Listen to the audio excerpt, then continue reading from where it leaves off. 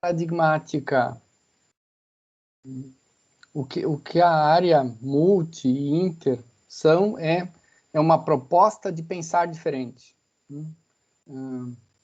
É proceder de outro modo, não do mesmo modo como nós procedimos.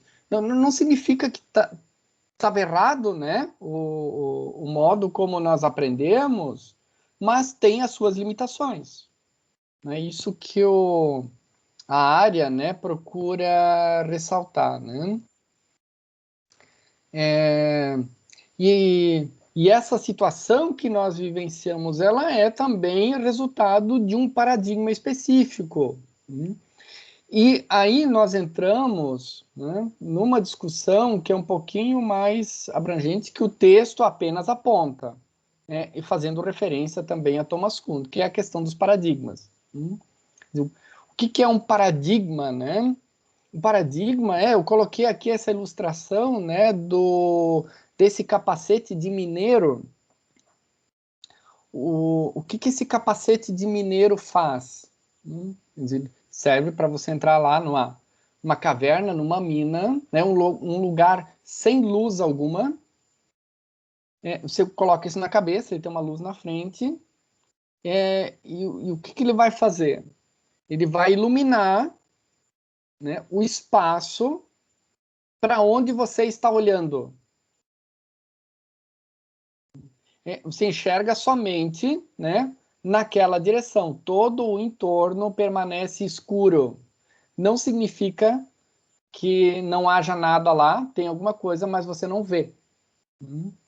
Essa luz, né, ela é direcionada, direciona o nosso olhar e limita, né, a nossa capacidade de visão.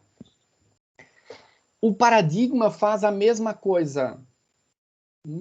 O paradigma é como se fosse esse capacete que direciona, né, e limita o nosso olhar.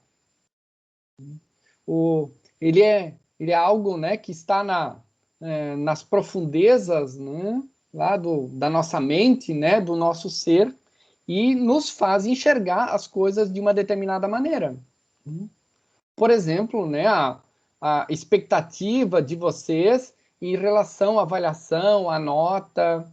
De repente tem gente inconformada até agora, né, com a bendita da nota. Mas por quê? Porque nós somos marcados por um paradigma específico de educação, de aprendizado, baseado em nota, né, em desempenho. E isso nos condiciona o nosso comportamento, os nossos sentimentos, a percepção de realidade. E aí, olhando especificamente a questão da ciência, né, o nosso autor, né, o Raynaud, ele vai dizer que há um paradigma, né, uma lógica binária que dicotomiza ser humano e natureza e que funciona como um instrumento mental a partir do qual se organiza o olhar das sociedades sobre elas mesmas e sobre tudo que as circunda. O autor entende que essa distinção básica, ela se tornou algo tão profundamente arraigado nas nossas mentes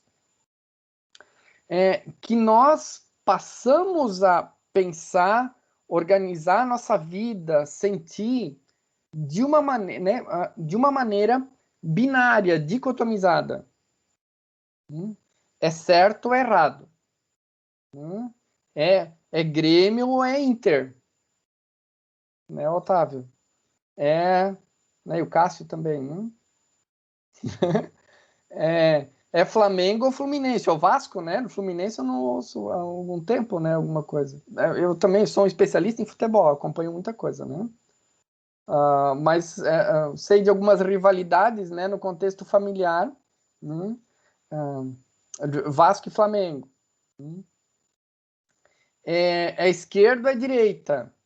Como se tudo se resumisse, né? Quer dizer, nós resumimos a realidade entre uma coisa e outra, entre preto e branco, né? Cara crachá. Cássio falou do cara crachá. No outro texto, né, que eu disponibilizei lá também, texto meu, escrito no ano passado, procuro refletir um pouco, então, nessa perspectiva do quanto a nossa percepção de realidade ela é dicotomizada. Eu fui bem ou eu fui mal. Eu gostei da aula ou não gostei da aula. Mas, professor, só uma Pode pergunta. falar. Mas então esse aspecto dicotômico ele vem realmente dessa questão da formação da ciência para a nossa sociedade? Então nós somos tipo consequência disso? Sim, como paradigma, ele é uma questão tão profunda que ele determina, na verdade, todos os âmbitos da nossa vida. Não só a ciência, né? Os paradigmas, eles têm justamente essa força, né, de determinar todos os âmbitos da vida, seja nas relações pessoais, interpessoais, relações de trabalho, organização da vida social, né? E o fazer científico também. Professor Adélcio, pode falar. Professor Adélcio sabe tudo de paradigmas. Olha, a simples ponderação que eu vou fazer é emanado não da filosofia, mas da sociologia. Existe uma sub-área da sociologia chamada sociologia do conhecimento. Na verdade, é o estudo dos paradigmas sociológicos. Fica claro nessa disciplina que os saberes que são construídos, eles também são socialmente construídos. A guisa de exemplo, se não houvesse a Segunda Guerra Mundial, investir-se-ia tanto na construção da bomba atômica? Teria tantos cientistas, tanta estrutura para pesquisas nessa área? Então, nós vemos que na história da humanidade, de acordo com a vigência das questões sociais, um ou outro tipo de inovação tecnológica ou de produção acaba tendo uma grande ênfase. Então, a sociologia do conhecimento trabalha com isso. Os avanços do conhecimento estão ligados a conjunturas sociais. Então, nós vamos ver, por exemplo, um exemplo claro nós estamos vendo hoje. As vacinas nunca foram tão conhecidas, tão debatidas e tanto investimento como nesse momento. As pessoas já estão até sabendo o nome dos laboratórios, de onde é que são, já estão até discutindo. Não houvesse um fenômeno biológico e social, como muito bem colocou o professor Bahadur, não existe um fenômeno de apenas uma dimensão. Ele sempre é social, é biológico, é econômico. Então, se não houvesse isso, nós estaríamos discutindo tanto a questão, a vacina. Poderia ter uma enfermidade lá na China, teria uma vacina, eu nem ficaríamos sabendo, ou se não fosse uma pandemia. Portanto, as inovações tecnológicas e os paradigmas estão ligados às estruturas sociais ou às conjunturas sociais. Essa é a observação que eu faço dentro do contexto que foi colocado. Por isso está correto, muito certo, o professor Joel ter dito que o paradigma ele não tem impacto só dentro da ciência. Nós demos essa ênfase pela necessidade, mas eles montam uma visão de mundo, aquilo, uma mundivisão, que vai ter impactos dentro daquilo que na cultura alemã chama o culto, dentro das culturas. A civilização seria uma cultura geral, e a cultura seria específica de cada etnia. Essa é a segunda ponderação que eu quero fazer, dentro do que foi colocado ali. Nós temos que ter um grande cuidado naquela permuta de as trocas entre ciências, que muitas vezes a maior dificuldade da interdisciplinaridade é a especificidade terminológica. Segundo Platão, as palavras têm um sentido único. Então, para Platão, bom, ele não conheceu banana, então vamos usar maçã. Uma maçã se chama maçã porque existe algum motivo epistemológico que diz que deva ser maçã. Já Aristóteles dizia o contrário, dizia que é totalmente arbitrário. Nós chamamos maçã, como poderia chamar pera, poderia chamar... Não entrando nessa questão, fica evidente que muitos fenômenos já são interdisciplinares, mas as especificidades linguísticas das disciplinas nos impedem de ver. Tem casos assim claríssimos como isso. Por exemplo, a astronomia e a física. A astronomia estuda o universo e a física estuda a matéria. Existe uma maneira de tu estudar o universo sem estudar a matéria? Existe uma maneira de estudar matéria sem estudar o universo? Então, incrível, hoje né, muitos astrônomos já não se diz mais astrônomos, diz astrofísicos. Uma vez que são duas ciências que não tem como não trabalhar em conjunto. Tu vai estudar a Lua, vai estudar Marte, sem estudar a matéria? Então, o astrônomo também precisa da física, e vice-versa. Então, eu estou vendo muitos perguntas à profissão de alguém que diz astrofísico. Já avançou tal interdisciplinaridade entre essas duas áreas, que seria daí bidisciplinar, que nós já estamos no astrofísico. E um exemplo que eu gosto para encerrar aqui a nossa questão é, na filosofia, Hobbes diz o seguinte, homo minus lupus, ele resgata uma assertiva de Terêncio, um literato latino, o homem é o lobo do homem. Ou seja, Hobbes tinha uma visão de que o homem é ontologicamente maléfico e ele só faz o bem se estiver aterrorizado. Então, Hobbes defendia um Estado extremamente enérgico para assustar as pessoas e as fazer melhor. Homo minus lupus. Se vocês vão olhar nas institutas cristãs do Calvino, que na teologia, ele diz o seguinte, que o homem é depravado.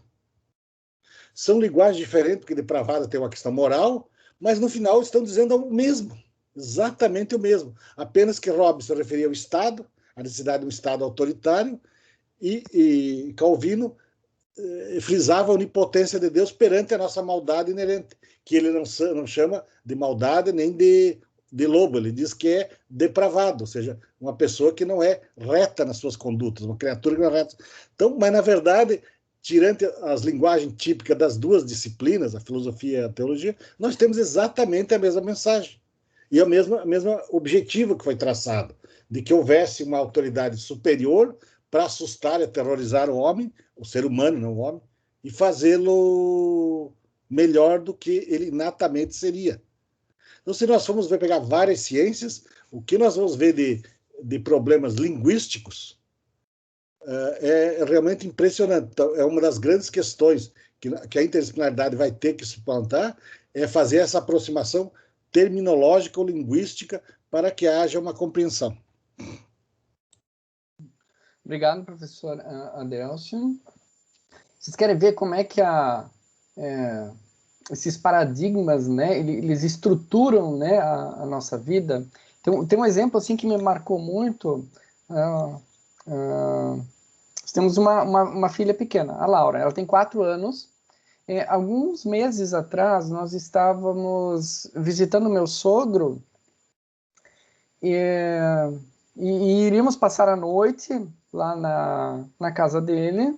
E assim, daí antes de dormir, né, a Laura já estava ali de pijama na cama, né, no quarto havia algumas bolas, e aí chegamos ali, né, o sogro, a esposa dele, a minha esposa, eu, e começamos a brincar, né, com a Laura com a bola, né, e jogar a bola, né, de um para o outro. Né, e assim, a Laura achou aquilo o máximo. Ela se divertiu a beça com aquilo e dava risada, né? Foi uma alegria só, foi super divertido. Né? Jogando a bola de um para o outro. E aconteceu no momento de meu sogro deixar a bola cair, e aí ele disse assim, agora a bola caiu, né? Eu saio fora, eu perdi. O que aconteceu com a Laura? Ela entrou em prantos. Por quê? Ela dizia, eu quero brincar com todos. Eu não quero que ninguém perca. Por que nós adultos entendemos que deve haver um vencedor? Por que não podemos continuar brincando todos, mesmo quando alguém deixou cair a bola? Por que os que tiraram nota baixa na prova devem continuar estudando, se empenhando, lendo, né? Mesmo não tendo ido tão bem? Gente, é um processo, nós estamos aqui aprendendo. Talvez alguns não estavam no momento legal.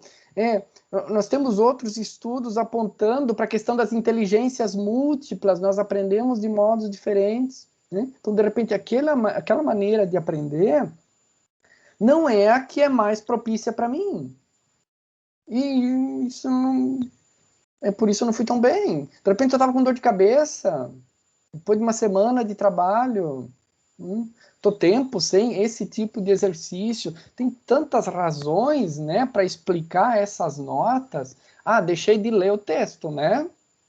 Não gostei, mas não li também, não vou falar nada, vou ficar quietinho aqui no meu canto, né? E o professor disse que não vai considerar nota. Se ele considerar, eu vou reclamar, né? Mas,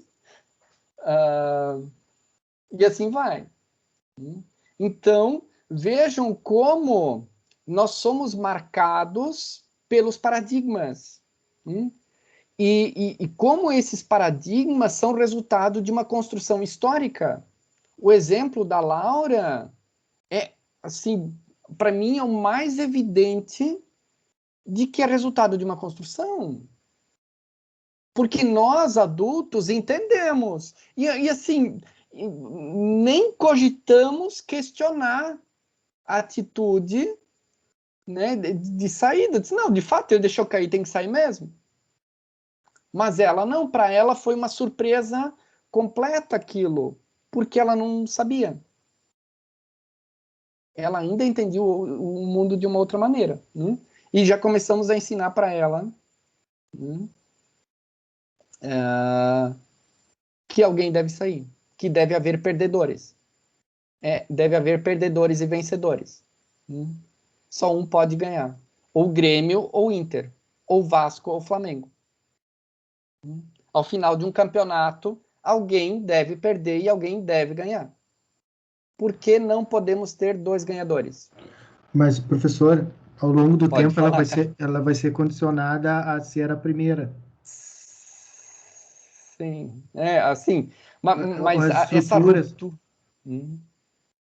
Né? assim, com certeza, né? Quer dizer, toda a pressão social tende, assim, ela não é uma exceção, assim, isso vai acontecer com toda criança.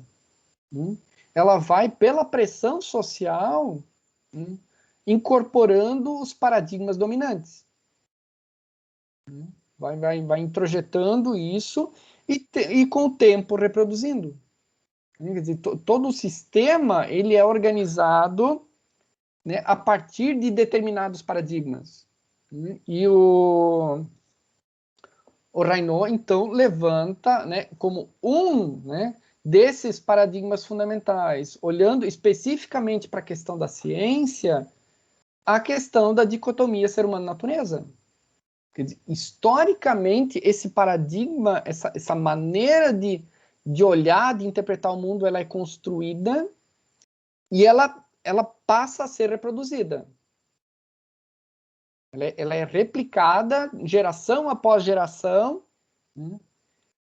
E tem uma força absurda. Né? Por isso que é tão difícil fazer, né, ciência interdisciplinar. Porque exige você mudar a chave de interpretação. No exemplo da Laura, né? Quer dizer, é nós voltarmos a ver o mundo e a realidade como ela enxergava naquele momento. Não compreendendo por que alguém tinha que sair. Então, essa é a problemática dos paradigmas. Essa questão, então, dos paradigmas é tema do Thomas Kuhn, né? Que nós leremos aqui também na disciplina. Né? A obra, né, assim, mais citada, né, a principal obra dele, então, é A Estrutura das Revoluções Científicas, né, que nós vamos ler, então, os capítulos, né? Não no conjunto, né? Alguns de vocês, então, vão ler alguns pontos e vamos discutir, né, esses capítulos. O Thomas Kuhn, ele era físico, e por algumas circunstâncias, né, pessoais, ele entrou, né, teve contato com a história, com a ciência histórica. Então, ele se pós-graduou em física, e aí, depois disso, desenvolveu, né, um gosto pela história. E esse gosto pela história, né, levou ele ao estudo, né, da ciência, olhando a ciência numa perspectiva histórica. E essa é a proposta do livro, olhar para a ciência numa perspectiva histórica. Entender, quer dizer, como é que essa ciência, né? E aí depois nas leituras dos capítulos vocês vão perceber que ele recorre a muitos exemplos e aborda problemáticas da física. E para tentar explicar como que as teorias vão mudando, como que a ciência, né, vai desenvolvendo determinados modos de interpretar, de entender a realidade, e que não são, né, ou pelo menos no princípio, não eram unânimes. Uma das críticas que ele faz nessa obra é a crítica ao modelo de ciência, né, a ideia de que a ciência é um processo acumulativo. Quer dizer, o conhecimento, ele vai se acumulando. O Kuhn vai dizer que não é assim. Ciência não é acumulação. A ciência é resultado de um processo de revoluções científicas, né? de mudanças paradigmáticas. Né? E essas mudanças ele chama, então, de revoluções científicas. Né? Mas, em princípio, não há uma maneira unânime de ver as coisas. E aí, no livro é muito legal, na própria introdução, no capítulo 1, então ele começa com essa questão, né, pegando especialmente o campo da física. Ele traz ali exemplos, né, da compreensão que se tinha sobre a luz, né, a luminosidade. Como os primeiros físicos, né, explicaram a questão da luz e tal. Né, alguns entendiam que era uma matéria, é matéria. Então, né, havia várias teorias e assim vários grupos que defendiam pontos de vista diferentes sobre o que era a luz, né, como que ela acontecia, né, e assim por diante. Eu não sou físico, não vou saber explicar, né, em detalhes, né, todas aquelas teorias, né, ali. E o que vai acontecer em algum momento?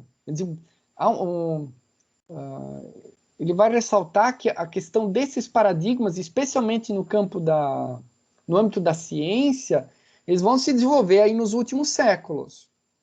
Né? Aí a partir do século XVII, XVIII, para cá, que a gente vai ter algumas teorias que vão ganhar uma força tão grande que vão determinar o fazer científico posterior. Mas então, nós temos inicialmente um contexto de várias teorias, né, bastante dispersas, né, e bastante divergentes, né, pontos de vista bem divergentes.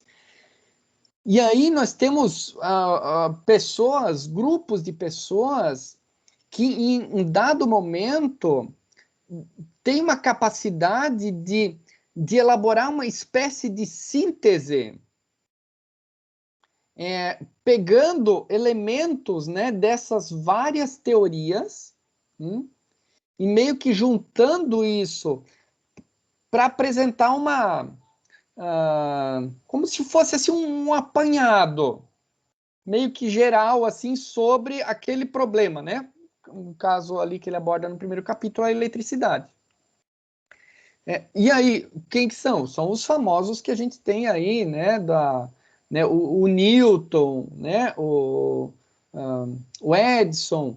O que eles conseguiram fazer? Eles conseguiram elaborar, né, essa síntese, e essa síntese ela não dava conta do problema em toda a sua complexidade. Assim, ficava bastante questão aberta.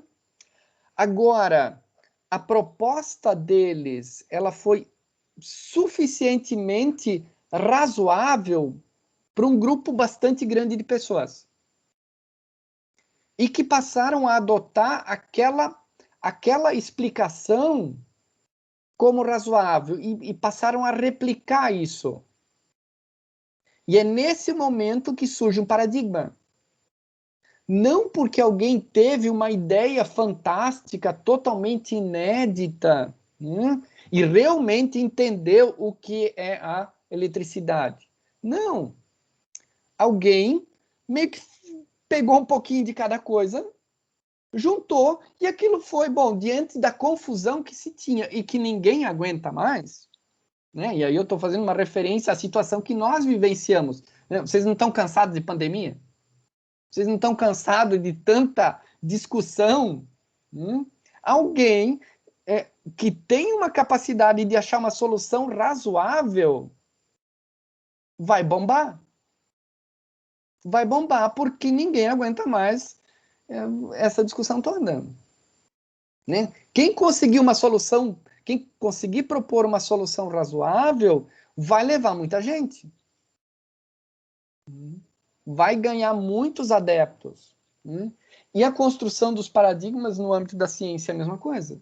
Então, essa é a dinâmica, né, de construção de paradigmas que o Thomas Kuhn vai analisar lá no livro dele, né? E por isso a referência a ele aqui também na obra sobre dicotomia, né?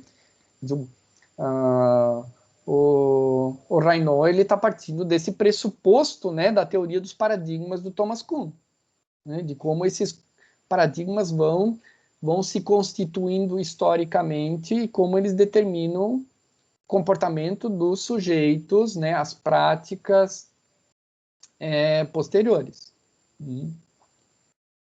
Então, a abordagem lá né, inicial do livro é essa, né? Os paradigmas se formam assim, alguém fez um apanhado geral. Não é a verdade. É simplesmente a capacidade de conciliação. É muito mais esses grandes nomes da ciência, a habilidade deles é muito mais política do que técnica, né? De pegar pontos de vista diferentes e equacionar, né? E ganharam adeptos, né? E aí como é que funciona, né? Hoje a gente tem uma das grandes preocupações nossas, né, no programa, e a gente é cobrado por isso, né, publicação, mais do que publicação é citação, né, você tem que ser citado. Quem são os nomes citados? São aqueles que têm a capacidade de fazer isso. E vejam, dentro de um universo de publicações, quando vocês, né, vão escolher as fontes para o trabalho de mestrado, vocês vão ser induzidos a selecionarem as fontes mais qualificadas. E o que é o qualis? Como se constrói o qualis de revistas? O fator de impacto é uma das principais variáveis, né, para a determinação do qualis. O fator de impacto é o quê? O número de citações. Então, autor mais citado. Revista muito citada, qualis alto, né, gera uma demanda em torno daquilo, busca por publicar. Muito disso também, às vezes você tem o contato do editor, né? Então, esse direcionamento, ele acaba sendo um processo histórico. Os textos mais citados nas melhores revistas não são necessariamente as melhores teorias, as melhores soluções. Elas são resultado de um complexo processo histórico, né? De construção, de citações, de redes, de contatos, e assim vai. Né? Eu não estou dizendo que vocês não devam buscar, né, produções nas melhores revistas, né? Mas chama a atenção de que é relativo. Temos um pedido de palavra aqui. Professora Delcia, pode falar. Professora Delcia, o microfone está fechado. Exatamente. O primeiro, eu queria dar ênfase ao que foi citado aqui, que é essa influência externa que exerce sobre a pessoa. A sociabilidade, a criação da sociologia não é como aparenta ser a sociabilidade. A sociologia, na verdade, tem por seu objeto epistêmico. O codificador o criador foi Comte, mas o codificador foi Durkheim. Ele diz o seguinte: a sociabilidade é uma força invisível que nos pressiona a agir de acordo com a cultura. Que o homem é sociável, até Aristóteles já tinha proclamado isso. Mas a sociologia criou ênfase como ciência quando se descobre que nós temos a pressão externa induz o nosso comportamento. Vocês não conheceram isso, mas eu conheci uma instituição chamada cinema. Tu ia no cinema. Ai de ti se tu produzisse um ruído. Todo mundo te olhava de tal maneira que não precisava dizer mais nada. Tu ficava quieto. Então, nós temos a cultura exerce essa sociabilidade externa a nós que nos condiciona a um comportamento. Não precisa nem dizer, não precisa nem ter uma lei. Nós já sabemos quando estamos sendo conveniente ou inconveniente. Isso é sociabilidade. Então, segundo o Durkheim, duas pessoas andando de bicicleta não é sociológico. Mas se um começa a querer correr mais que o outro, já virou sociológico. Ou seja, há uma disputa das duas bicicletas, já uma interação entre os dois. No caso, uma interação competitiva. Ou pode ser até uma interação agressiva, uma interação colaborativa. Então, a sociabilidade no ser humano é muito forte. Por isso que o paradigma é muito forte. É muito difícil, quando há uma comunidade científica que tem uma visão, tu chegar com uma visão totalmente diferente. Por isso que se diz, primeiro é o escárnio, depois a aceitação e, por fim, a idolatria dos grandes pensadores. O caso de Darwin, de Freud. Inicialmente é uma grande hostilidade e depois... Essa é a força da sociabilidade que o paradigma desperta. Essa pressão externa, invisível, que nos faz nos adequarmos aos ditames culturais.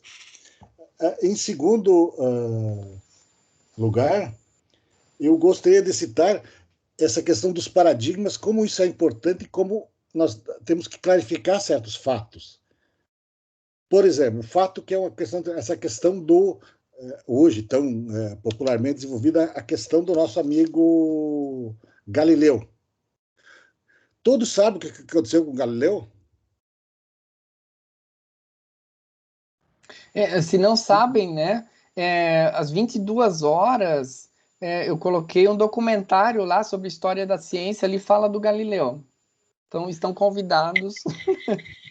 Que o universo gira em torno da Terra? Que o universo gira em torno da Terra e não assim, a Terra em torno do A universo? pergunta é, né, o que há lá fora, né? A história da ciência olhada a partir dessa problemática específica sobre cosmovisão e tal, né?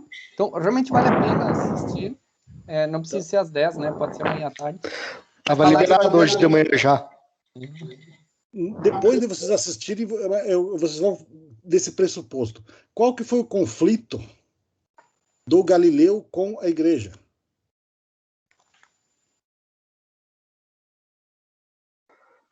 Professor, ele não dizia que a Terra não era o centro do universo? E a igreja dizia que era? E onde a igreja criou essa ideia? A igreja também tinha cientistas. Eles não diziam que a Terra era o centro do universo em vão. Esse é o pensamento de Aristóteles. O grande pensador que foi trazido para a Idade Média foi o pensamento filosófico. São Agostinho trouxe Platão e São Tomás de Aquino trouxe Aristóteles. Então a igreja adotou o paradigma, veja, por isso que o paradigma é extremamente importante, que o professor Joel está dizendo. A igreja adotava o paradigma aristotélico do universo. Como é que é o paradigma aristotélico do universo? A Terra é o centro e a Terra é passível de corrupção. Aqui passa o tempo e nós envelhecemos, nos sujamos. Já acima fica o céu azul, não há nenhum movimento, é tudo parado. Então, por isso, o céu é perfeição. Quem vive no céu não envelhece. Pode ver que nós usamos... Nenhum livro sagrado diz onde é que fica o paraíso, mas nós, no Ocidente, temos esse hábito de dizer foi para o céu.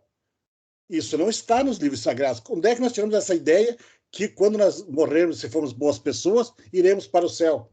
Dentro dessa ideia aristotélica. O céu é um lugar parado, não há morte, não há tristeza, não há corrupção, tudo é parado. Então, se é parado, tu não pode envelhecer.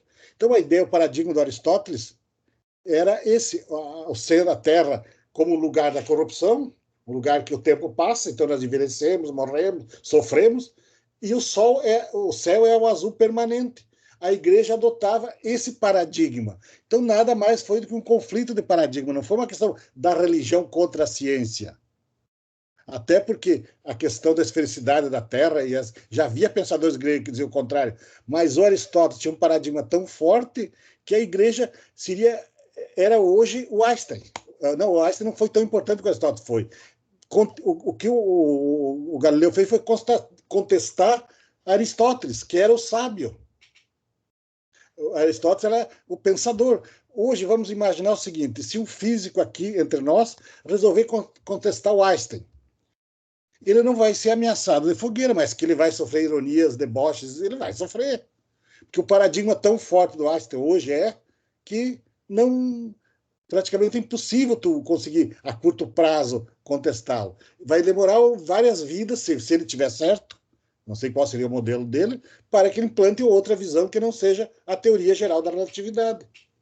Então, os paradigmas definiram muita coisa na história da humanidade, não é uma coisa recente. A igreja adotava Aristóteles e, como tal, o mundo dela fazia sentido. Por que as pessoas queriam sair da matéria e para o céu? Porque lá não envelheceria. Mas, na verdade, os livros sagrados, nenhum diz onde é que fica o paraíso. Diz onde fica o inferno. Onde é que fica o inferno? Embaixo da terra. Por quê? Tu chegar num vulcão, tu vai ver fogo e, sobretudo, cheiro de enxofre. Aí eles concluíram o quê? Que o inferno era ali. Se vocês verem uma explosão vulcânica, tem muito enxofre lá dentro. E é fogo, e é um horror. Quem já viu no cinema, já deve ter mostrado documentários, um vulcão em atividade. Então, a nossa ideia, por isso que nós temos essa ideia, que não é uma ideia cristã, de que o inferno embaixo da terra é a ideia grega, o Tártaro fica embaixo e o céu fica em cima. Quem for para lá não vai envelhecer, não vai sofrer, não vai passar frio, porque lá não existe movimentação, não existe movimento. Lá em cima está o conceito de Deus do Aristóteles. A causa que primeiro move. Segundo Aristóteles, todas as causas têm uma. A água se movimenta porque o vento... A última causa, aquela causa última seria Deus, que está no céu, que não há movimento. Então, por isso que ele é Deus, porque ele é a última das causas. A única causa que não é causada. Então, mexer nesse paradigma era mexer em toda a estrutura que se tinha científica da época. Tanto que o Papa tentou várias vezes conversar com o Aristóteles, aliás, o Galileu, que era afilhado do Papa. Mas ele era desaforado, ele era extremamente desaforado. Então ele pegou os assessores do Papa e fez uma caricatura que parecia um burro sentado no trono de Pedro e burros em roda. Ele era desaforado, além de ser afilhado, ele era desaforado. E essa questão ele estava enfrentando um paradigma. É muito interessante estudar aquilo na astronomia, estudar a chamada arqueoastronomia. Como é que os antigos imaginavam o universo? Como é que os incas imaginavam o universo? Aí nós vamos entender muito das suas sociedades. E aí, infelizmente, a ciência tem esse papel triste. Quem construiu as pirâmides não foram os alienígenas. As pirâmides espelham exatamente a religião egípcia. As Marianas, os desenhos do céu que eles pegavam. E, sobretudo, o faraó tinha muitos matemáticos que calculavam quando eles registravam todas as vezes que o Nilo subia, então eles possivelmente sabiam qual é a data, no ano que vem, que o Nilo ia subir. Aí o faraó subia na pirâmide e dizia, suba ao Nilo. E o Nilo subia. Naquele dia que o faraó mandava, ele subia. Então era um deus. Então essa história do poder da ciência já é muito antiga. E segundo, só que a ciência tem esse problema. A ciência vai tirar as fantasias. Meu Deus, mas como é que construíram aquelas pirâmides? Como é que nós não construímos? Nós não queremos. Alguém quer construir pirâmide hoje? Mas se precisasse, alguém teria solução. Mas, enfim, o que eu queria dizer era dar o destaque ao que foi citado aqui, a força da sociabilidade sobre as pessoas, e segundo, a força do paradigma. O paradigma aristotélico é até belíssimo. Se fosse verdadeiro, era um paradigma até lindo. Se nós pudéssemos entrar no céu, nós viveríamos sem envelhecer, sem absolutamente nada. E a grande encrenca, finalizando, a grande encrenca do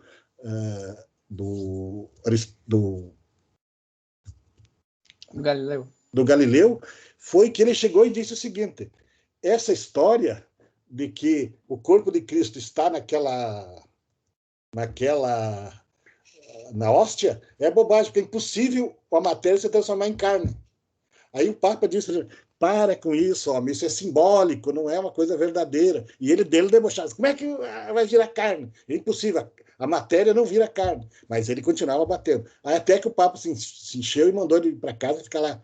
Mas então não se trata apenas de um conflito entre a ciência e a ignorância, trata de um conflito de paradigmas. Galileu Galilei, fundamentado em outros pensadores, via com um paradigma diferente. Primeiro, o universo, o Sol não é o centro do universo, nem é da Via Láctea. Até porque hoje nós sabemos que o universo está em expansão. Então, como é que nós vamos saber onde é que é o centro do que nós não sabemos o que é final? E segundo, vamos ser humildes na nossa ciência. O que tem depois do fim do universo? Não me respondam, porque ninguém conseguiu responder. E quem conseguir vai ganhar o prêmio Nobel. Então, guardem para vocês mesmos, se vocês sabem a resposta, para publicar um artigo e ganharem o prêmio Nobel. Então, existe muita fantasia em torno dessas questões e filmes. E vejam como a influência que a vida social tem sobre os julgamentos de ciência. Essa visão que nós temos de Galileu como símbolo da ciência e a igreja como símbolo da ignorância é uma peça de teatro do Bertolt Brecht. Bertolt Brecht era um dos grandes dirigentes do Partido Comunista Alemão, e naquela época havia um grande atrito entre as religiões e o comunismo. Então o Bertolt Brecht fez uma peça que era justamente para ironizar as igrejas, e ele usou o Galileu como símbolo, mas ele estava dando uma outra mensagem política. Ele queria dizer, olha, os sacerdotes já condenaram o Galileu, e por isso que nos condenam hoje. Então essas influências políticas existem muito dentro da arte, e que constitui a cabeça dos outros. As ideias que nós temos dos índios americanos não são as ideias da antropologia, são as ideias dos filmes. Agora, felizmente, já se evoluiu nisso e eles deixaram de ter aquela imagem horrenda que os filmes de Hollywood faziam. Agora houve um grande avanço nessas questões. Em suma, não subestimemos a força dos paradigmas nem da sociabilidade. Sociabilidade não no sentido de vivermos em conjunto, mas da capacidade dessa força invisível nos pressionar a ter comportamentos. Bem lembrado, né, o nome do Galileu, porque ele é um típico protagonista de uma revolução paradigmática, segundo Thomas Kuhn. Por quê? Na verdade, aquilo que o Galileu faz, né, o livro, né, assim, não traz nada de novo. Né? Realmente não tem novidade ali. Porque a ideia, né, do céu, do Sol, né, no centro do sistema solar, ela já é bem anterior ao Galileu. Né? O Kepler e outros, né, já tinham se ocupado com isso e já tinham concluído isso. Agora, o que o Galileu faz é escrever uma obra e sintetizar, né, essas diferentes ideias que já eram correntes, né? E ele consegue, né, por essa apresentação, né, abrangente, né, e assim, didática, né, porque ela é cheia de ilustrações, né, ele consegue muitos adeptos. Quer dizer, logo, mesmo que proibida pela igreja e pela própria proibição, né, a obra desperta muito interesse, né, de leitura. E assim, ele começa a ser citado e todo mundo falando... Proibição é marketing. Proibição é marketing, né? Só, isso aqui não pode, tá? Não pega, né? Vocês lembram da história lá, né? Como é que começou a bagaça toda, né? Do fruto proibido. Ó, isso aqui tu não pega, tá? Foi lá, pegou, né? Deu problema, né? Então, proíbe, né? Que... se vocês querem um texto muito citado, né? Professor Adélcio, diga que não pode ler. Eu publiquei, mas esse aqui, por favor, não leiam. Exatamente. Se tu quer despertar a atenção de alguém, tu pega e proíbe. Isso aqui é censurado. Tem esse Dan Brown que faz aí uns romances muito ruins, que deu uns filmes até razoáveis, mas os romances dele são muito ruins. A história que ele proibiu, que tem a igreja proibida. O que tem de gente assistindo, a minha tristeza, ainda bem que era aluno de graduação, não era pós-graduação, que veio me trazer como se fosse verdade, que é um romance. Ele disse, não, mas Jesus tinha uma filha, eu já vi no filme e tal. Aí eu vou explicar que o Dan Brown faz romances, não faz ciência. As coisas que dá vontade de chorar, mas não vai chorar. Mas que isso desperta. O fato de dizer ali que tinha uma coisa secreta de Jesus, filas de gente assistindo aquele filme. É uma coisa do outro mundo, o que é proibido. Então, eu só quero interromper o Joel uma coisa, porque eu era muito cioso de uma coisa que eu pensei que eu tinha inventado, mas agora o Joel já disse também. A minha tese do patriarca em ciência, essa é minha. Toda a ciência, toda a grande inovação tem uma pessoa que reúne todos os elementos, escreve bem e se transforma no dono da ideia, no patriarca. Por exemplo, Darwin, que é a evolução. Já nos gregos se falava evolução, Aristóteles já fala nisso. Teve vários pensadores que falavam evolução, mas o Darwin escreveu tão bem aquela origem das espécies que hoje tu fala evolução, lembra do Darwin. A psicanálise. dezenas de centenas de pessoas falavam na psicanálise. O próprio Nietzsche já falava no inconsciente. Aquele filósofo alemão que rivalizava muito com o Hegel, mas o Hegel dava o show dele, aquele pessimista, como é o nome dele? A idade é uma coisa terrível. O Kierkegaard, mas é dinamarquês, né? Não, o outro, o alemão, aquele que também lecionava na universidade, mas todo mundo queria a aula do Hegel, não queria a aula dele, porque ele era muito pessimista, muito amargo. Ele é autor do Mundo como Representação e Ideia, é o romance dele, mas eu já me lembro disso. Ele é alemão, professor? Alemão. O livro dele é muito... Schopenhauer, Não. exatamente. O Schopenhauer já cita muito dessa questão do inconsciente, dessas questões que a psicanálise traz. O Schopenhauer já era um psicanalista, mas o Freud escrevia muito bem, muita clareza. Então, ao invés de você ler Jung, que é pesado, que é culto, Jung estuda tudo, desde a Índia, o Freud vem lá e dá uma explicação e escreve bem, se transformou no pai da psicanálise. Então, essa tese do Joel é uma tese extremamente interessante, que eu pensei, está vendo que o paradigma está em todas as cabeças. Eu sempre dizia, os patriarcas. Esse é a pessoa, por escrever melhor, por ter uma capacidade de fazer palestras, ele acaba se transformando no titular da ideia. Mas nenhuma ideia é absolutamente da pessoa. O positivismo teve o Comte como seu mestre, mas teve dezenas de outras pessoas que contribuíram para isso. Então nós temos que ter muito claro essa questão que eu pensei que era minha, mas agora já estou repartindo com o Joel, dos patriarcas. A evolução já tinha na Grécia. Dificilmente tu encontra um pensador que construiu uma coisa tão grande. É o trabalho coletivo. Por que a CAPES valoriza muito artigos coletivos entre professores e alunos? Porque é impossível com essa complexidade uma pessoa sozinha saber tudo. Então, hoje, antigamente, o sábio individual era tudo. Edison descobriu a lâmpada. Hoje são laboratórios, são equipes. Então, ao contrário do que era antigamente, hoje tu fazia um artigo sozinho e a turma já fica olhando. Mas então ele sabe tudo, sabe tudo. Agora, se tu vem acompanhado, uma pessoa inteligente, tal, porque sabe o que eu gosto de fazer artigo com o Joel, que daí todo mundo diz, tá bem, Adelson. Então, é uma mudança de paradigma. O gênio individual não tem mais espaço hoje. Qual é a última descoberta grande que foi de uma pessoa? Não existe. Todos são laboratórios, são organizações de pesquisa, justamente pela complexidade do pensamento. Em suma, psicanálise, todos os grandes pensadores são interdisciplinares e nunca eles são sozinhos, eles são porta-voz de um grupo, às vezes até de séculos, que está trabalhando aquela ideia. A ideia da evolução foi estudada pelo próprio Aristóteles, já se encontra nos trabalhos de Aristóteles sobre peixes, que ele nota essa evolução. E segundo, isso tem que ficar muito claro, Darwin falava sobre como as espécies se criam.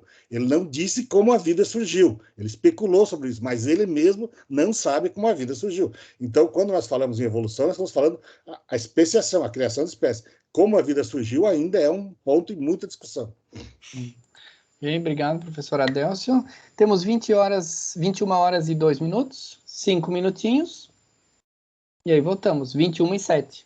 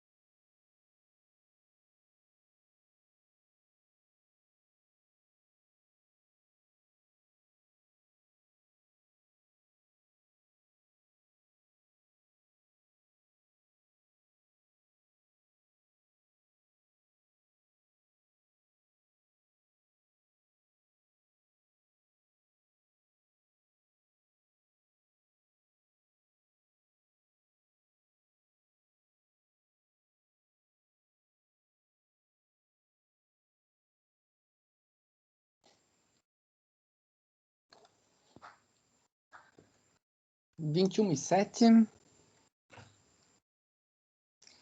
Então, dois comentários em relação ao que nós falamos há pouco, do Galileu, né, ainda.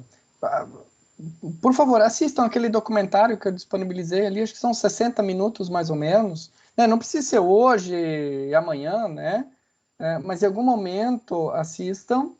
Eu coloquei os vídeos lá porque eu consegui esse material no YouTube há alguns anos atrás, mas ele não está mais disponível hoje online. Então, é só no ambiente virtual mesmo. Depois de encerrada a disciplina, vocês não conseguem mais visualizar, né?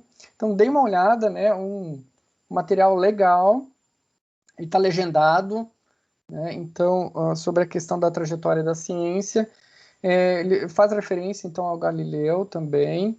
Então, o Galileu, né, como protagonista de uma revolução paradigmática.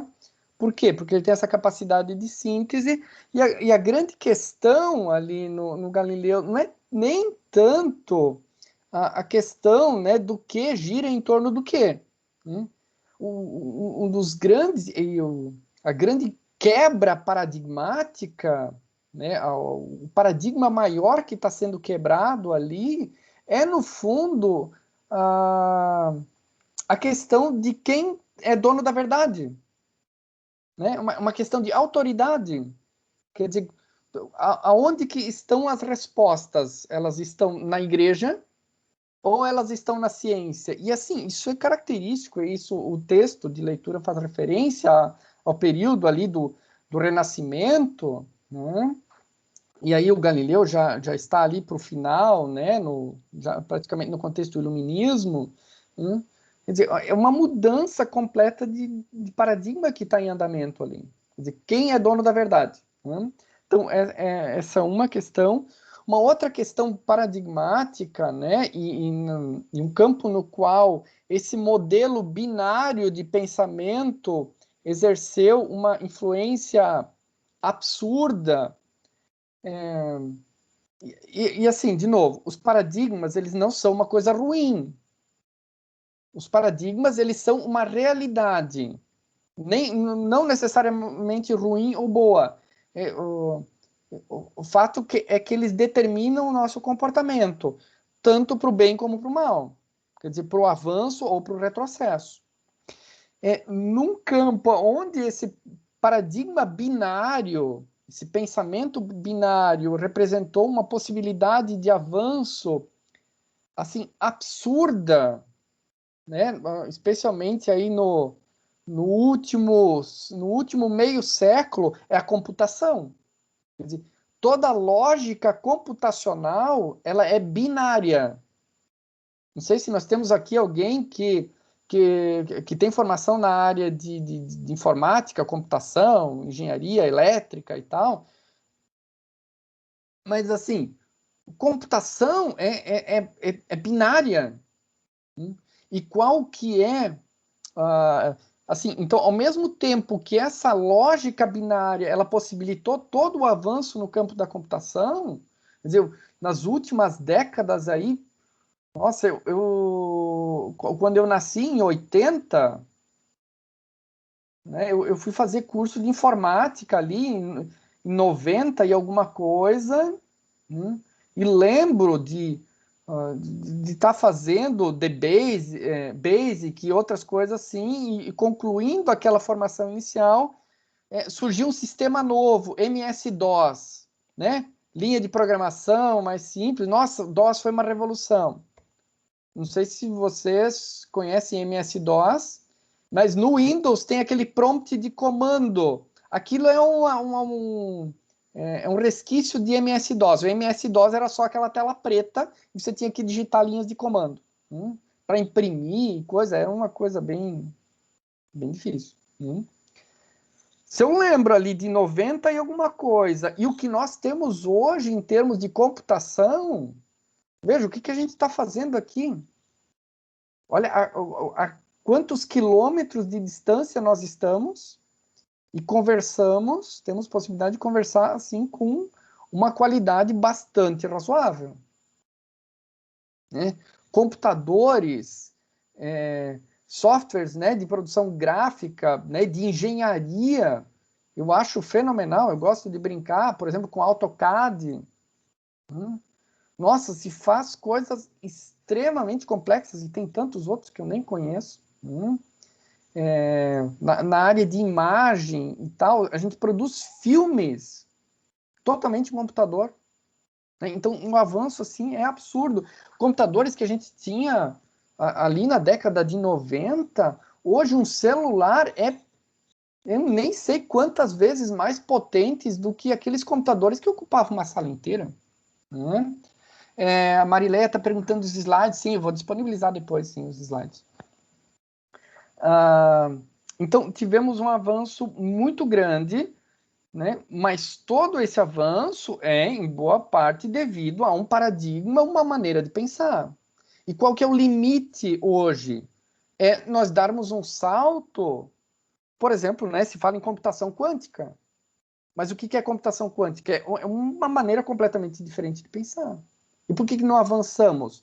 Porque somos muito marcados por um paradigma binário.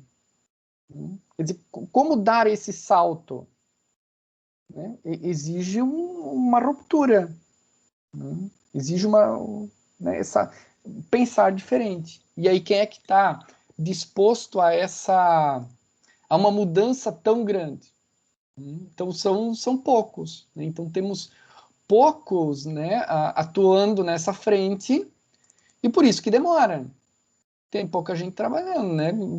Quando mais gente aderir a novos modos de pensar, mais, né, a posição dissidente, né, nos termos do Thomas Kuhn, ela vai ganhar força, até que em algum momento o paradigma anterior binário possa ser substituído, especialmente no campo da computação, dando lugar a um novo paradigma. Mas não é uma coisa que acontece, então, da noite para o dia. Né? Essa mudança paradigmática. E no que diz respeito à ciência, então, é a mesma coisa. Né? Quer dizer, pensar ciência de modo diferente é a mesma coisa que nós abandonarmos os computadores baseados numa lógica binária e passarmos a pensar, né, e desenvolver, né, a partir de uma outra lógica. Né? Então, é um passo gigantesco, né, em termos de compreensão, de exercício mental e assim vai. Então, voltando agora ao Renault, então, tendo feito essa incursão pelo Thomas Kuhn, que é a problemática dos paradigmas, né, que é fundamental para nós entendermos, né, a amplitude do que o Renault está propondo.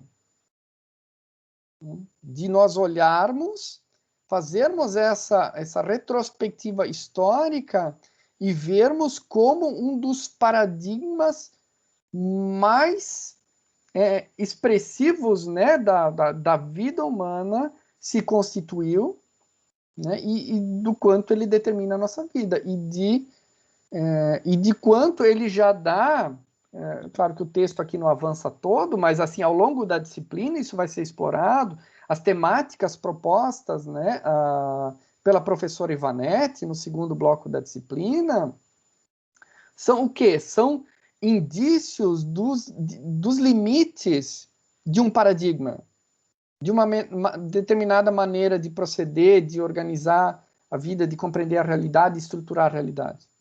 Quer dizer, esses problemas, globalização, pobreza, miséria, e lá vai, são o quê?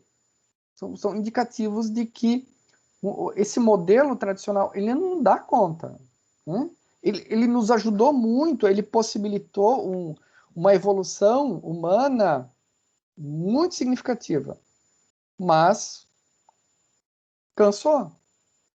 Né? Ele dá sinais de esgotamento. E temos, então, algumas vertentes, né, dissidências, propondo maneiras diferentes de pensar. Uma delas, então, o pensamento complexo. Dentro da complexidade, então, as propostas multidisciplinares, interdisciplinares.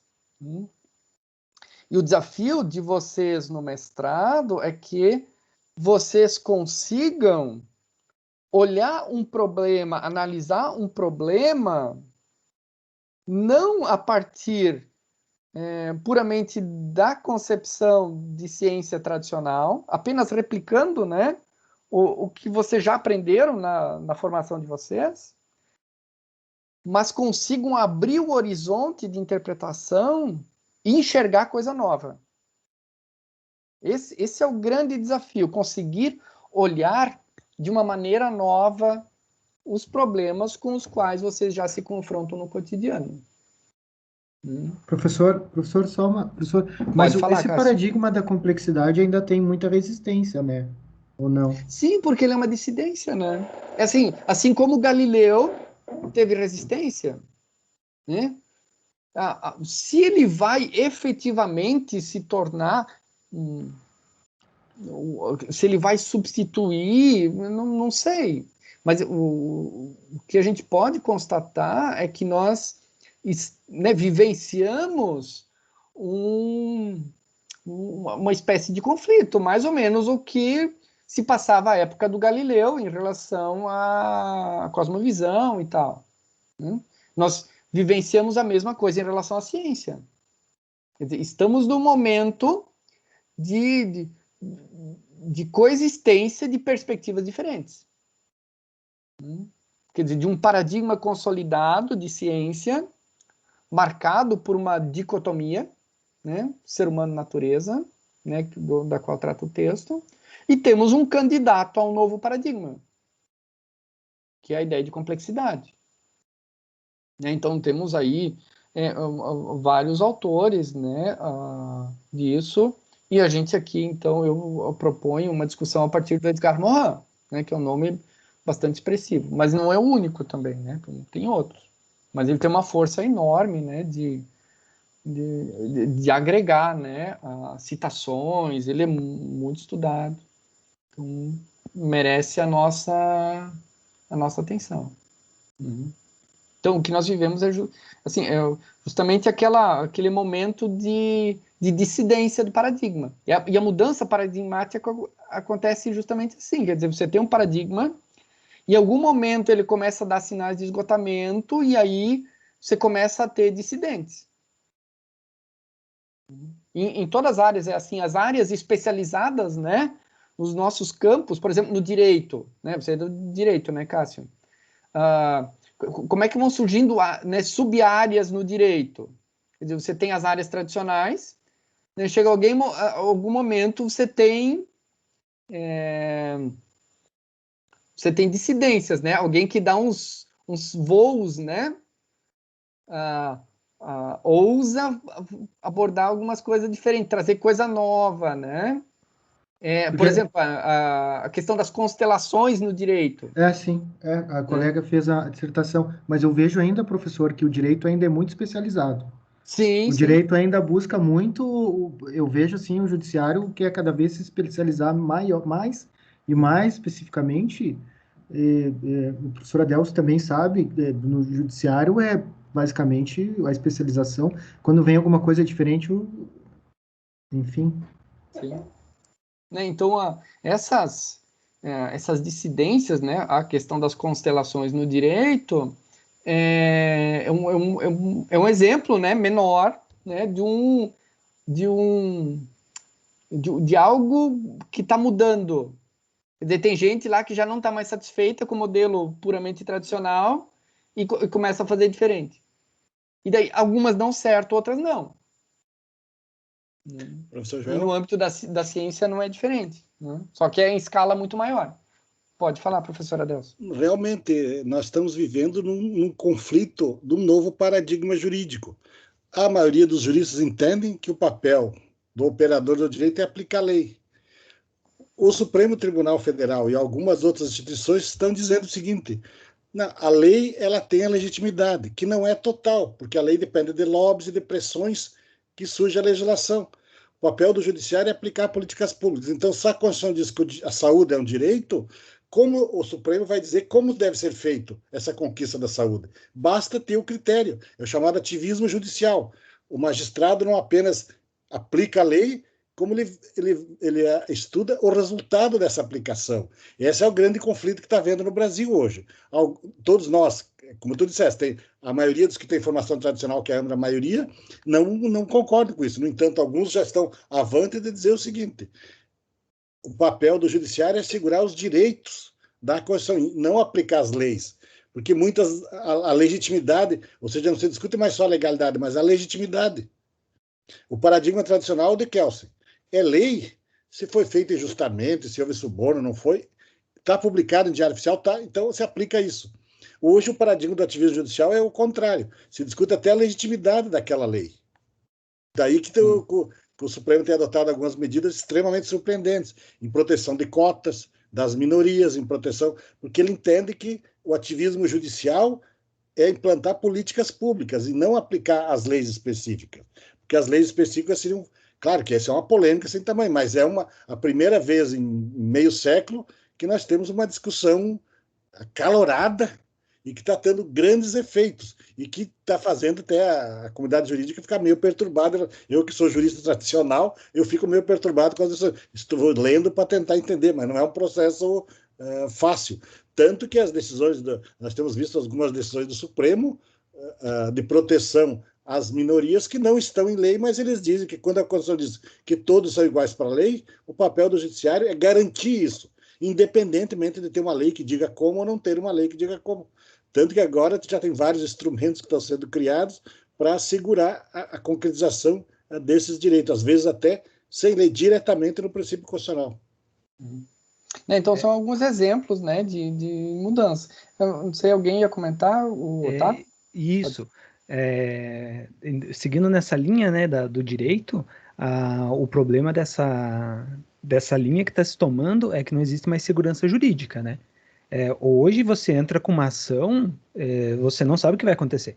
Você não sabe, definitivamente. Não importa o que está na lei. Mas é muito característico, né, das revoluções, né? A incerteza. Sim, a incerteza. Sim. Só que, assim, uma incerteza dentro da sociedade em relação aos direitos, direitos básicos é temerosa, né? Além da questão de que o judiciário hoje, ele não deveria só aplicar a lei, né? Assim, a nossa formação tradicional indica isso. Por quê? Porque já existe um ente para executar elas, que é o executivo, e um ente para mudar, alterar, atualizar elas, que é o legislativo. Então, é muito poder numa mão só, entende? Então, tem um lado bom, né, que foi o que o professor Adelso comentou, a questão de proteção de minorias. É muito legal. Isso é um lado bom de quando ele busca a política pública. O lado ruim é quando eles começam a mudar entendimento para favorecer política, né? Então, abre precedentes perigosos, né? Característico desses momentos, né, de crise e mudança é justamente esse momento inicial. Isso a gente vai poder discutir mais a partir do Thomas Kuhn, né, porque ele vai justamente desdobrar isso nos capítulos seguintes da obra, né? Quer dizer, esse momento inicial da revolução paradigmática. Então, a gente vai ter oportunidade de justamente aprofundar. Ele se detém, né, então, mais aos campos da física, a gente vai poder fazer boas relações, né, com o campo do direito, da psicologia, né, e de outras áreas aqui representadas, né? Então, é legal porque, né, segurem, né, essa ideia para a gente poder continuar discutindo ela a partir do Thomas Kuhn, né? Né, olhando no texto agora, aí o autor ele faz essa incursão histórica, né, da ideia de natureza, né, de ser humano, justamente para tentar entender como esse paradigma se constitui, né, no Ocidente, né, o quanto ele é determinante para que nós tenhamos, né, um pouco mais de clareza, quer dizer, em que solo nós estamos pisando, né? E o que de repente eu, na minha dissertação, vou ter condições de ousar, né, de escapada, né, disso aqui, né?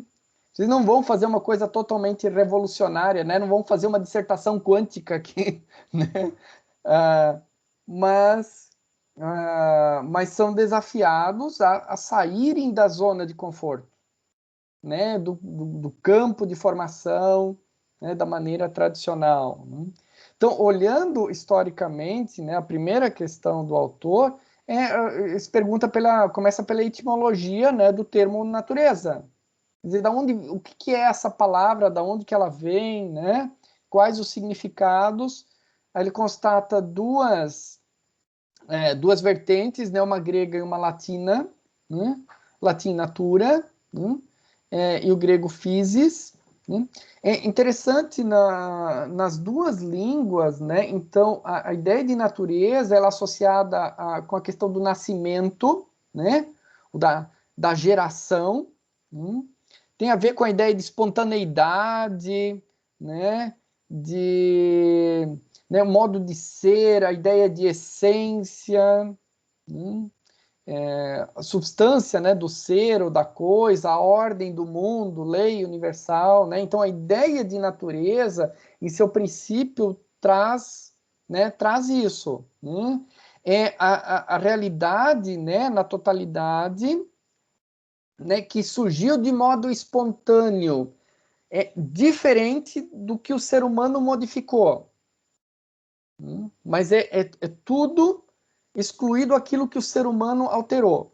Né? Então, em princípio, a ideia, né, mais remota de natureza é essa aqui. Né? Que se tem uma visão de totalidade e o ser humano, nessa concepção inicial, ele faz parte desse conjunto. Ele não é visto como algo à parte.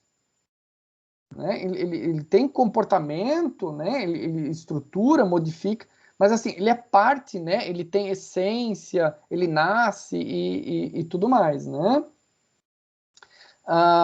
Então, ali na sequência, né, na página 9, o autor caracteriza um pouco mais essas ideias da antiguidade, né, a partir de alguns autores, né, como o próprio Platão, lá no Timeu, Aristóteles, e assim vai, os estoicos, né, de como há pequenas distinções ali entre esses autores, mas assim, via de regra, a ideia, né, é basicamente a mesma. Já lá na antiguidade, né, especialmente ali a partir da tradição epicuriana, né, de Lucrécio, aí algumas décadas antes da era cristã, a gente começa a perceber uma certa ambiguidade, não é ainda uma dicotomia, uma separação, né, um apartamento, né, dessas duas grandezas, mas o ser humano ele passa a ser visto gradativamente, né, como ali ainda a ideia de apaziguador, do mundo natural, né, aquele que introduz a organização, a ordem, e sem essa intervenção humana, essa realidade ela se torna selvagem. Mas ainda o ser humano ele está integrado, mas ele começa a ter um papel de destaque, né, nessa compreensão, né, ele passa a ser visto como algo diferente, né, no ambiente como um todo. O autor traz todo esse desenvolvimento histórico, separação de Ocidente, Oriente, né? Já entrando aqui na era cristã, né? A concentração em Roma, né? E toda a tradição ocidental, em Constantinopla, né? E a tradição oriental, o Constantinopla, né? A atual Istambul, né? Lugares nos quais se vão conservar aqueles escritos da antiguidade. O professor Adelso fez referência, né, aos pensadores, né, Aristóteles, o Platão, né? O Platão nós já temos muito forte essa ideia dicotômica, né, de mundo material e mundo imaterial, mas ainda não é visto o ser humano não é visto a parte do resto, né, do mundo e das coisas. Ele ainda é conjunto. Então temos essa organização, as sociedades, né, mais no Ocidente, em Roma, Constantinopla, com a deterioração do Império Romano, né, e as invasões bárbaras e tal, grande parte, né, do conhecimento da antiguidade, ele passa a ficar mais, né, situado no Oriente, né, Constantinopla especialmente,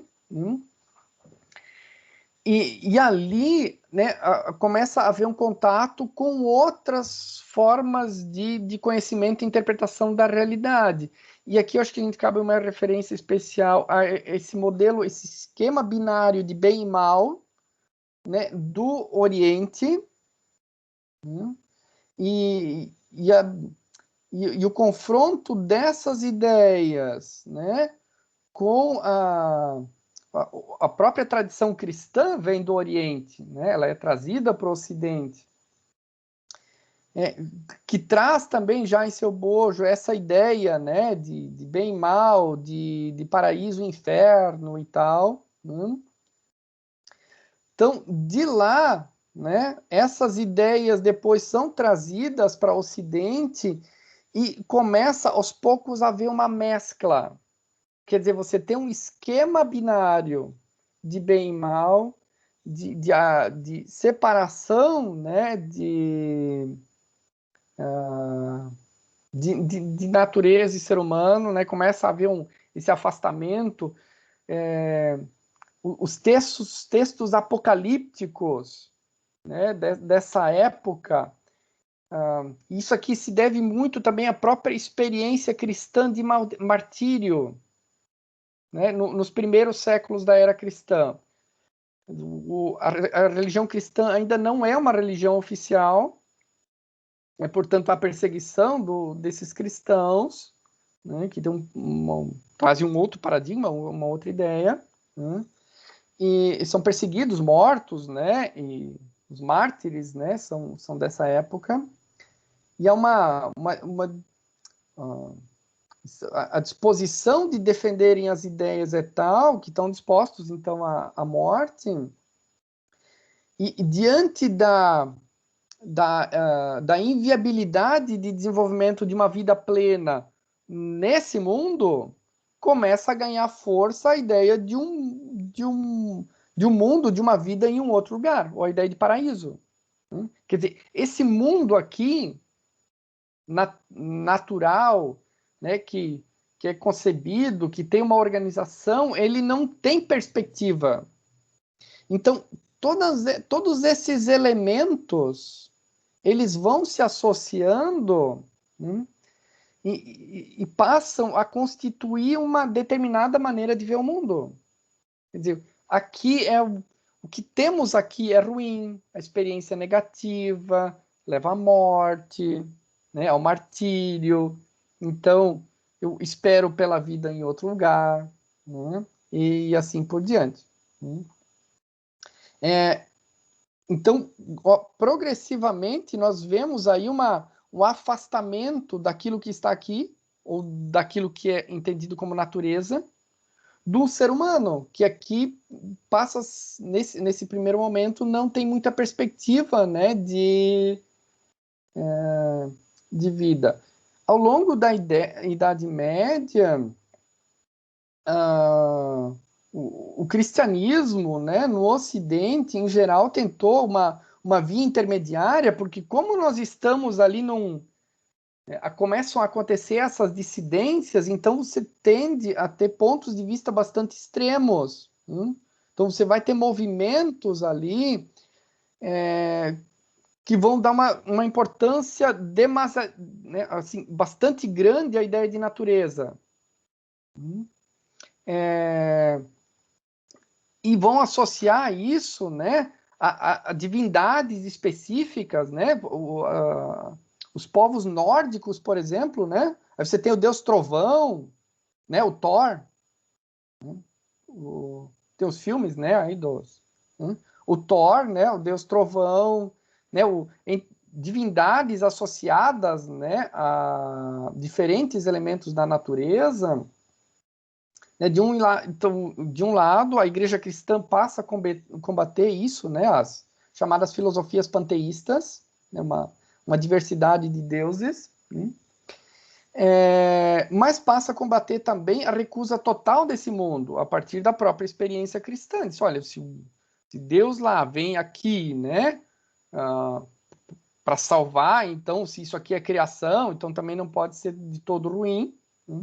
Então, meio termo. São Francisco de Assis aí é um exemplo de uma tentativa de meio termo. Fala do irmão Sol, da irmã Lua, do irmão Vento, e assim por diante, né? Então, o São Francisco de Assis aqui é uma tentativa de não cair nem num extremo nem no outro. Mas os extremos estão postos, né?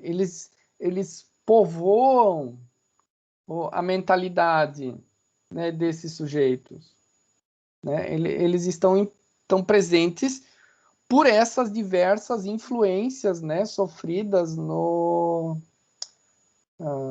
por esses diferentes contatos culturais, né, entre Ocidente, Oriente, e assim vai, né?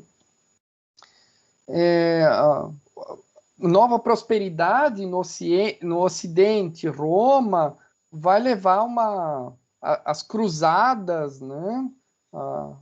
A ida à Terra Santa vai levar novos contatos com essas obras da antiguidade, Aristóteles, Platão, a própria cultura antiga, né? E começa, né, a trazer mais elementos para esse caldo que já está fervilhando, né? Nós já temos ideias panteístas, nós temos movimentos de recusa total da experiência aqui, né, nesse mundo.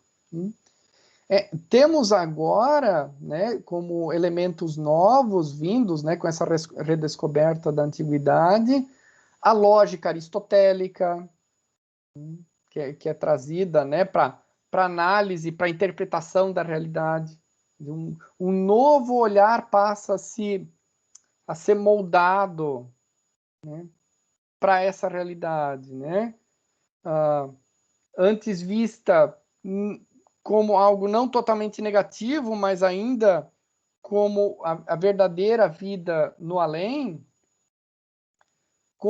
especialmente com a lógica aristotélica, né, e o trabalho do Tomás de Aquino de aplicar isso a interpretação da fé cristã, começa a haver uma mudança de foco. Quer dizer, a preocupação maior passa a ser a organização e sistematização de conhecimentos, e não o destino, né, propriamente dito, que é naquele momento ainda a ideia de além. Mas a organização de lidar, né, quer dizer, uma energia enorme empregada para estruturar um conjunto, né, de conhecimentos e assim por diante. Então, essa aplicação da lógica, né, a interpretação da fé. O texto faz referência a Pedro Abelardo, né, que era o rivalizador, né, do Bernardo de Claraval. A Aline, que fez teologia como eu, né, deve lembrar, né, lá da história da igreja, né, o que é determinante para a fé, né? Pedro Abelardo vai dizer, olha, penso, né, logo eu creio. Quer dizer, a minha capacidade de interpretação e entendimento dos conteúdos da fé cristã me levam à crença. E o Bernardo de Claraval vai dizer o oposto. Não, a fé vem primeiro, né? O que vinha primeiro? A fé ou a razão? Mas a razão começa a se destacar aqui como um elemento, né, fundamental, né, da experiência humana, né? Inicialmente no contexto da igreja. Por quê? Porque os mosteiros, a academia, era restrita ao contexto eclesiástico. Quer dizer, estudar era o quê? Era ir para um convento. Não havia o estudo laico. O estudo era né, no contexto da religião. Né? As universidades, então, elas vão surgir mais recentemente, né? Especialmente a universidade laica. Né? Boa indicação de filme aqui, talvez você já conheça, O Nome da Rosa, né, um filme, né, baseado na obra do Umberto Eco, né, que tem o mesmo nome, né, O Nome da Rosa. Então, depois de assistirem o documentário, né, tem o filme O Nome da Rosa. É boa pedida aí para o final de semana. Retrata bem, né, o quanto a lógica ela começa a ganhar força, né, nessa época, e a concentração de energia, né, do ser humano, que antes ainda era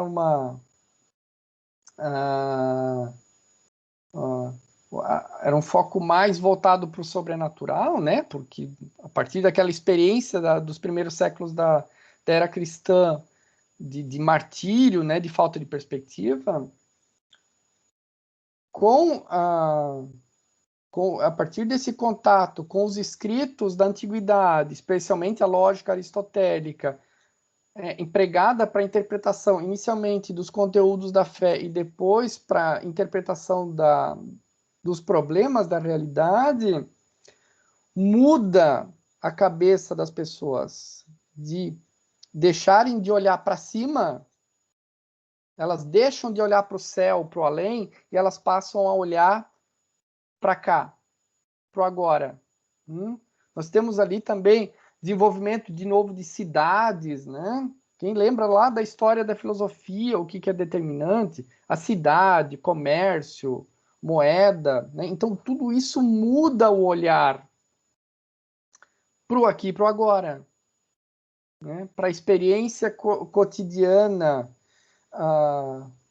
né, humana. Se a gente vai olhar as representações estéticas, né, dos períodos, a diferença é absurda.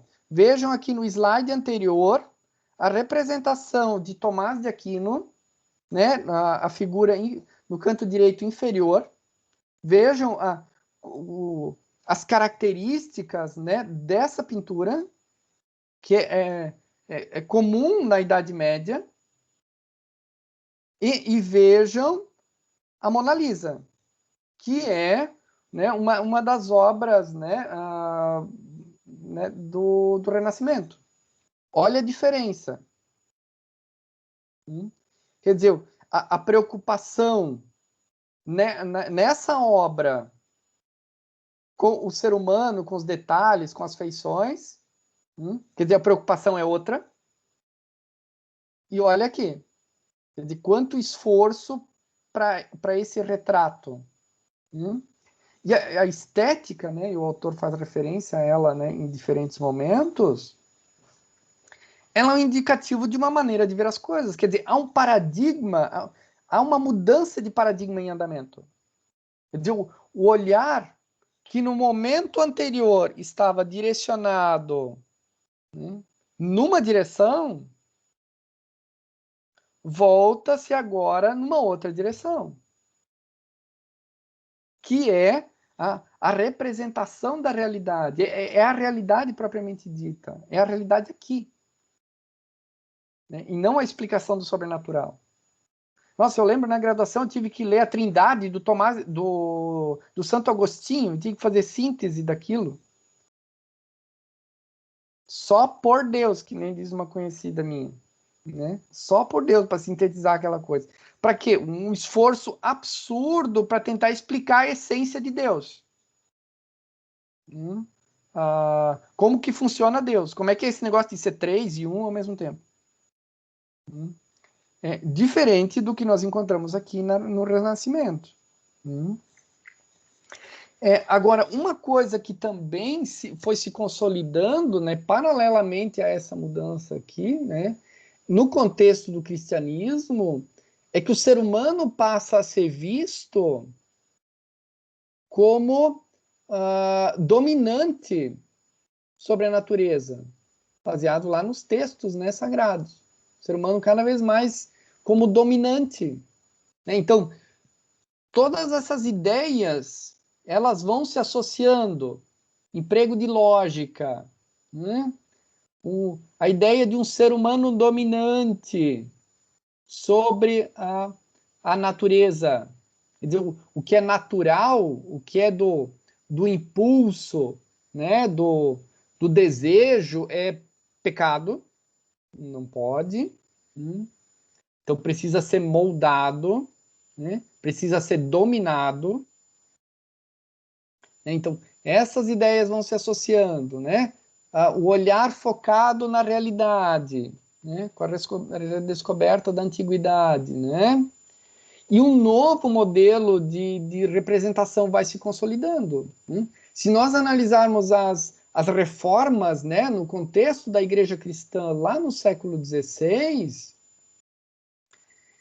o foco não é o divino, o foco é o ser humano.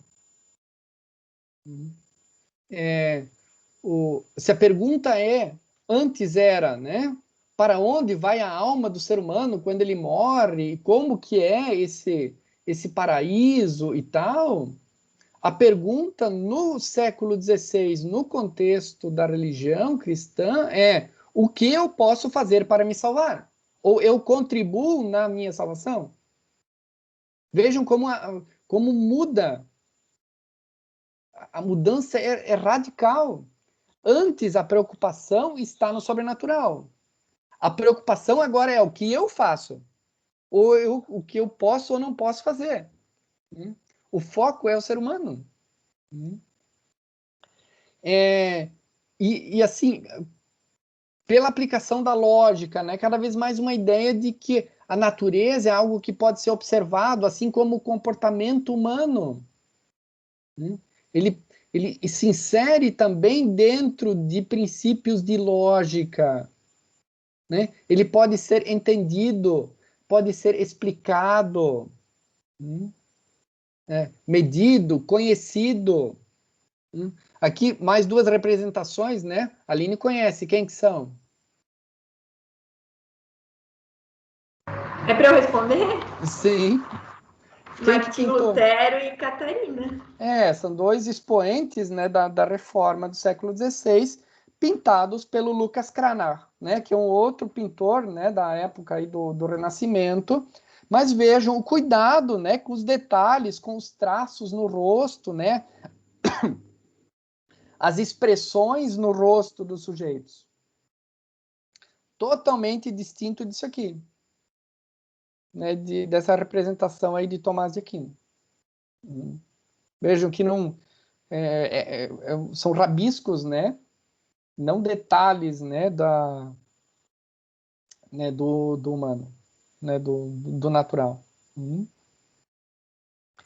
Então, né, são lançadas aqui as bases, né, de uma nova representação, de uma nova maneira de enxergar, lá na página 18 até 21, né, então o autor traz, né, de novo detalhes, né, de como isso se desdobra em diferentes contextos, na arquitetura, né, na pintura, né, na estética e assim vai.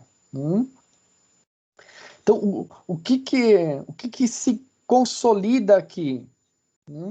Quer dizer, nós temos, por um lado, um ser humano, que é um sujeito, né, que tem capacidade de uso da sua razão, de interpretação para avaliar, medir, né, a realidade, de explicar, de representar essa realidade, seja pela pintura, pela música, pela arquitetura, né, pela escrita, por meio dos procedimentos de análise, cada vez mais, né, pesquisas no âmbito da biologia.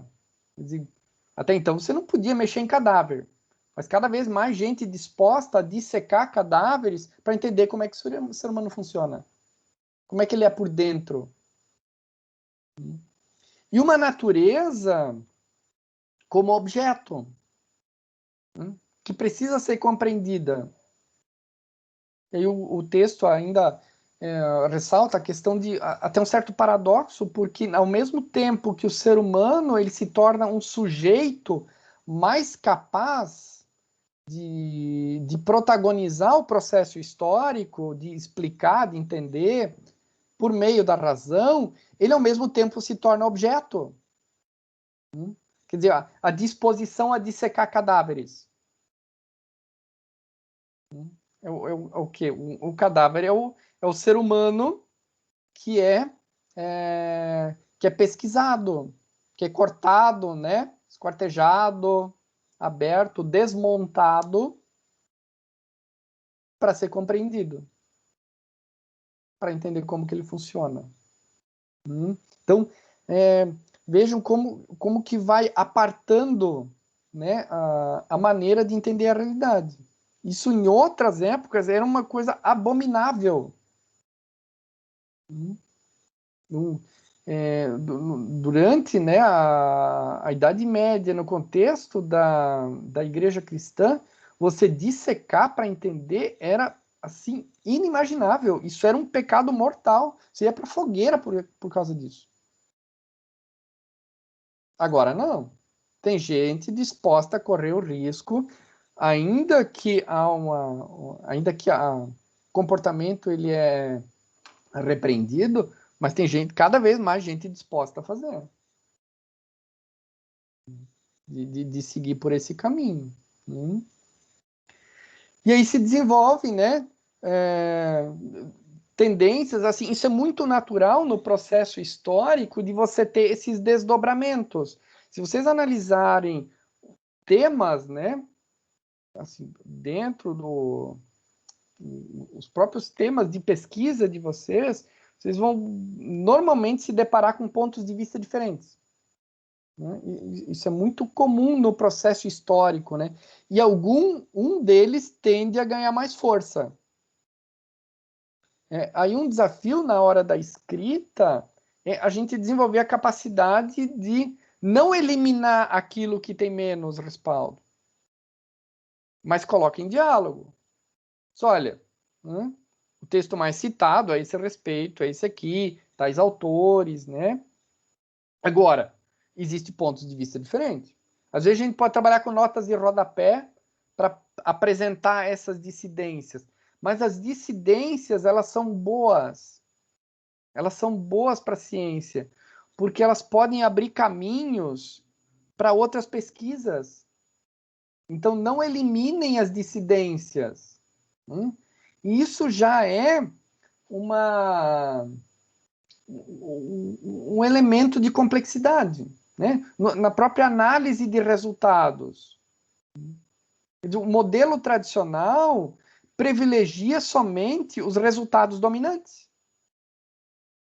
Mas as dissidências, elas, né, aquilo que é diferente pode ser também, né, pode ter uma significação, mesmo que menor, e pode, em algum momento, ser, né, ponto de partida para uma pesquisa totalmente inédita. Né? Então, não eliminar totalmente as dissidências. Né? Então, também aqui, nós tivemos movimentos, todo o movimento místico, né, no contexto especialmente da religião, e olhar analítico. Aí nessa corrente nós temos Descartes, né, o paradigma cartesiano, que a gente ainda vai aprofundar,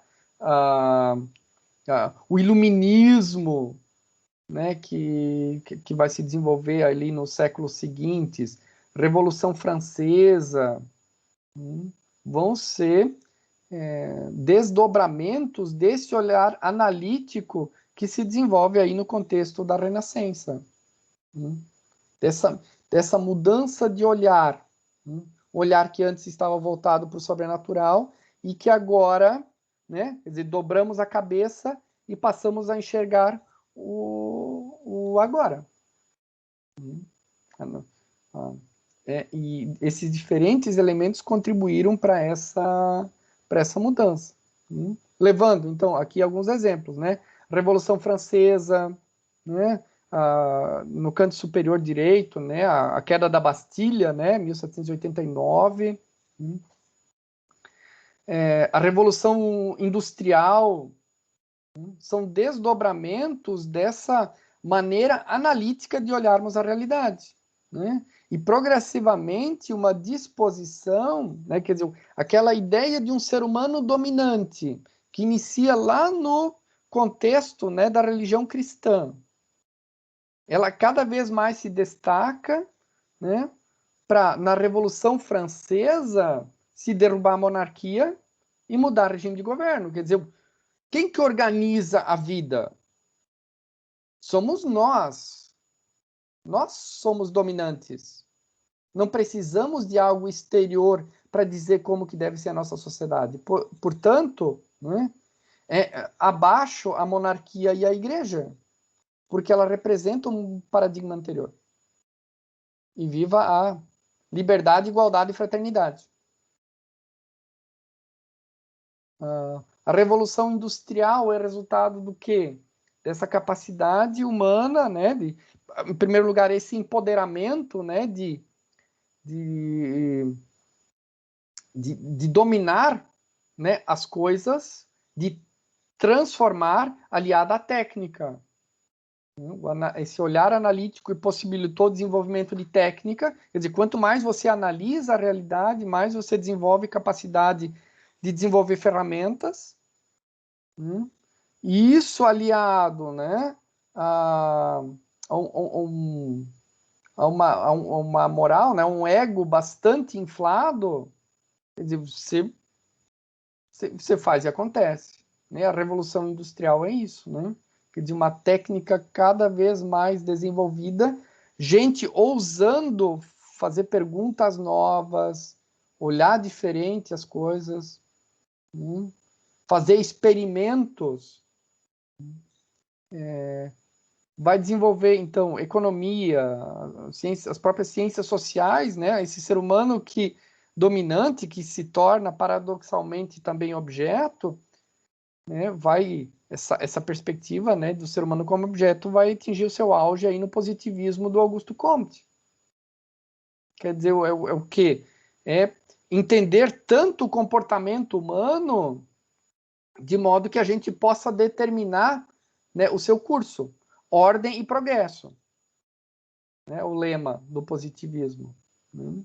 Prever para prover, né? Analisar, entender de tal modo as leis que regem e poder conduzir o processo histórico.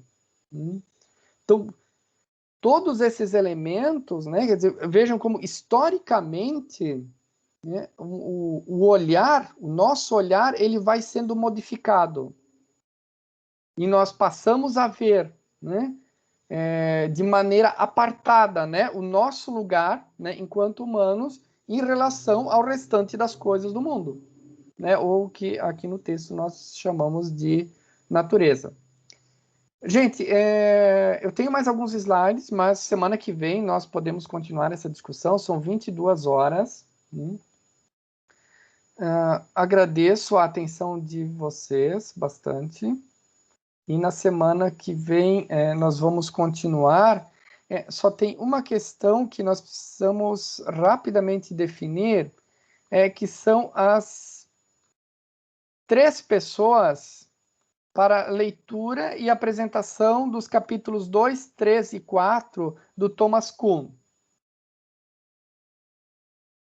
Voluntários?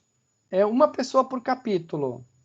Só isso, e depois vocês estão dispensados.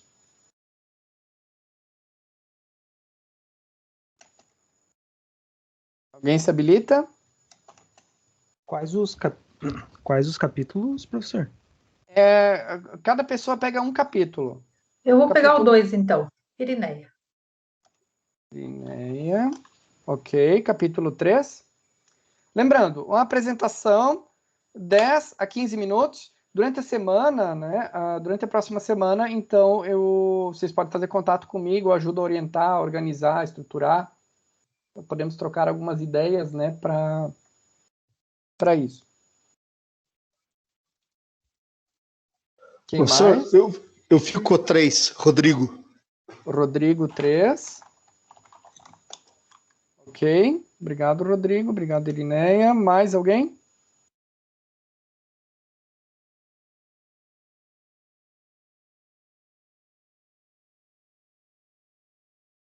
Lembrando, isso aqui é uma avaliação, né? Tem que fazer.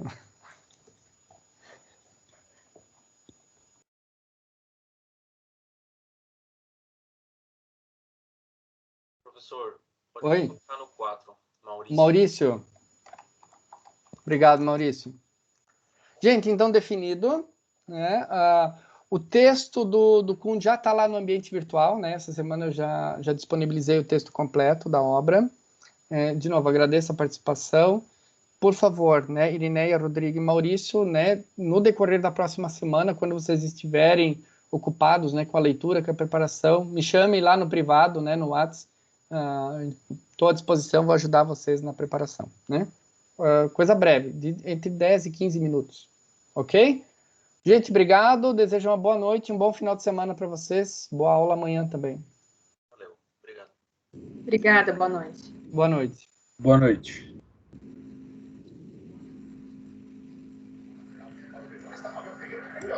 Marcelo, só agradecendo que você iniciou a gravação. Muito obrigado, eu havia esquecido.